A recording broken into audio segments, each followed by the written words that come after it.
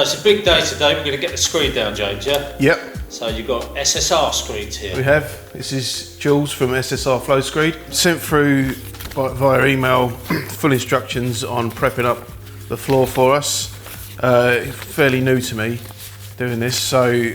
well, you normally get a trowel down screed. Yeah, get on my hands and knees. Yeah, you're getting lazy. Yeah, I am. So yeah, I thought, well, the size of this one, I thought, you know, to get it spot on, let's go with something a bit special. So it's definitely special.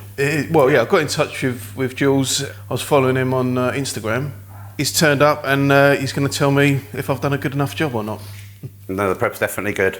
Definitely good. Not really any creases in the membrane, nice and flat. All the expansion edging's nice and secure. You've got to treat liquid screed as water, okay, so it has to be a watertight bath for the screed to go into with no means of escape at all. If there's any holes, especially around the wall cavities, around threshold areas, it will escape. So you're looking to make sure that your top tanking membrane is lapped up the walls about 5 or 6 inches above your datum level. It needs to be secure to the walls and it needs to be tucked tight into the corners so that when the screed hits it, because it is heavy, it doesn't rip all this off. So as James has done it here, that's absolutely fine. It's nice and secure. You're not going to have any voids behind the membrane. It's basically exactly how it needs to be. I gave him some advice on this wire here, so he wanted to go down the route of trying not to have too many crack inducers. So basically on the weak point, like the thresholds or the bifold area where you've got like a little alcove, this is just to reinforce the screed and tie it in to minimise any risk of hairline fractures along those areas. So it doesn't want to be flush to the floor. He's done the right thing. He's used some underfloor heating staples here, which raises the wire off the floor by about 10-15 mil and cable tied the wire to those staples so that the screed is encompassing it rather than just sitting on top of it. So it's tying it all in nicely. What happens if the creases are in there? So it doesn't matter so much if you've got a decent depth on your screed. So if you're looking at 50-60 mil and you've got a few creases in your membrane, it's not really a big issue. But when you're doing liquid screeds, especially gypsum-based screeds where you go down to lower depths, the creases can show in the screed. So they won't be poking through, but you'll see like a line down your screed, so it won't be a perfectly smooth finish. And this screed you're using is a cement-based one, it's not an anhydrite? It's cement-based, it's long floor Integracure, so it's much faster drying than an anhydrite screed. Anhydrite screeds are a day a millimetre, up to 40 millimetres, and then 2 days per millimetres after. Cement-based screeds, at a 50 mil average depth, you're looking at around 21 days, subject to a moisture test, before putting your floor covering down, so the drying time is significantly decreased using cement-based, and there's no latence removal to do. With cement-based screeds, all you're doing is removing surface contaminants, so you're just going to key it up before you prime it for a good adhesion, but you're not removing latence off the top of the floor. It's basically, all you're doing is removing contaminants and giving the floor a good key. Cement-based screed will cure. It happens a lot quicker than anhydrite, and your floor will need to pass a moisture test prior to your floor covering. So you'll have received some data sheets when we went through our email chain, which has got all of the percentages that you need to pass, the ideal drying conditions, the relative humidity, basically to make sure that your floor dries as quick as it can without risking any failure of the floor. And then obviously in a minute James is going to cover those windows over. UV rays hitting the floor during the drying period can cause what's called solar heat gain, which force dries the floor too quickly. It can crack it, it can affect the integrity, and it will be structural.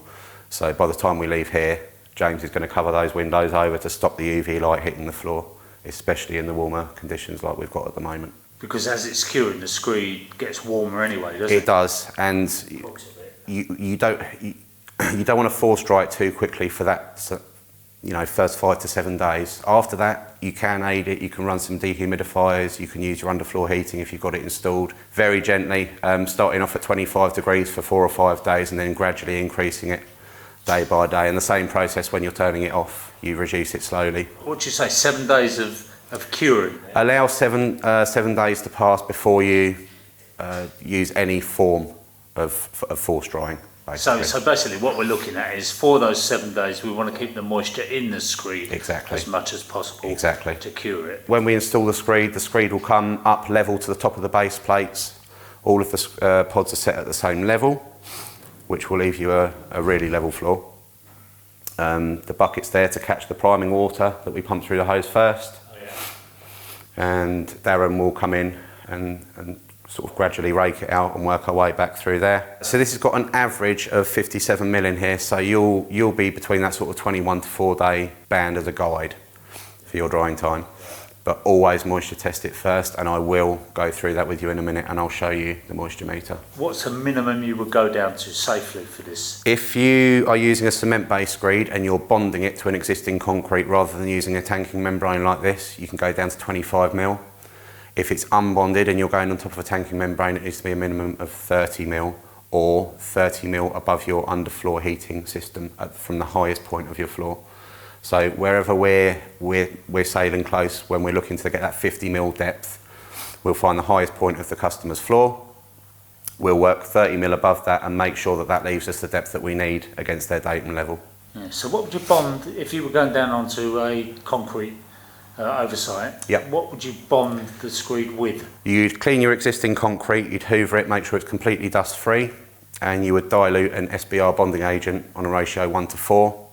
And you're going to be brushing that across the floor just before the screed goes down, so it's still tacky. Oh, okay.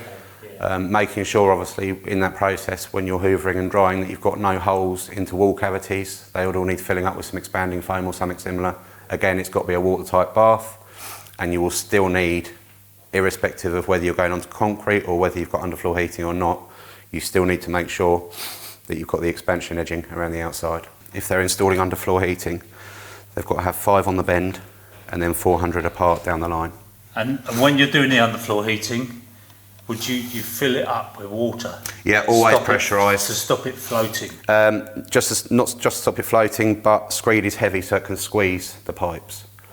So by pressurising it and filling up with water and make sure it's at around sort of 3 to 4 bar, you're eliminating the risk of those pipes squeezing under the pressure of the screed. So that clipping, very important, yeah? Yeah. So you need to make sure that it isn't able to come buoyant. So on all of the bends, you want 1 in the middle, 2 on the ends and 1 in between them. And then the staples 400 mil apart all the way down.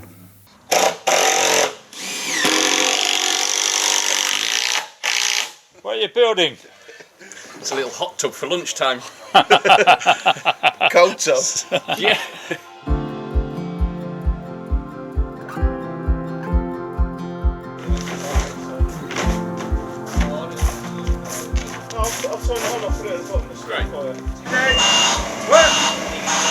So this is a slump test then, Julian, yeah? Yep. So we want to be hitting somewhere between 260 and 290 on the slump, anywhere in that blue circle really. Okay. So we let it go, we leave it for about half a minute and we see where it ends up. So if it goes beyond that blue circle, you want to put a bit less water in, is that the idea or what? So the board's a little bit wet to start with, but yeah, that's what we would call perfect. Okay.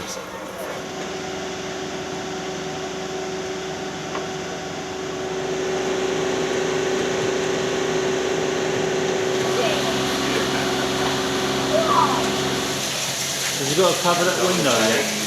Okay.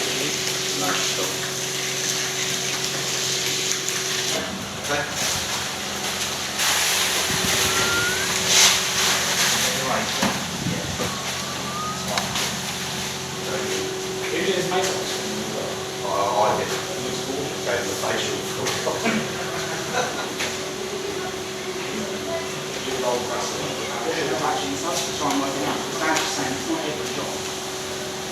But it's unpredictable. It's frequent, but it's unpredictable. Yeah. So it's yeah, we'll go from there.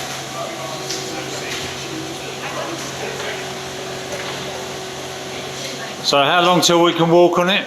So you'll be able to, they say 24 to 48 hours, that's based on a 50 mil depth average. Yeah. So by tomorrow lunch, so it's from 24 hours minimum by the time we've poured it. So by the time I finish this, it'll be about an hour. So whatever time that is tomorrow morning, we should be able to walk on it. Okay. If you can leave it Yeah. a full day, so if you left it all day tomorrow, got it on the following morning, definitely be 100%. Because I guess the thing is, if you start walking on too soon, you can crack it. Yeah, I mean, in here it's not too bad, like I say, because the depths are good. However, we do pause up to sort of 80, 90 mil. I'd always say then, leave it full 24 hours the following day, then get on it the next morning.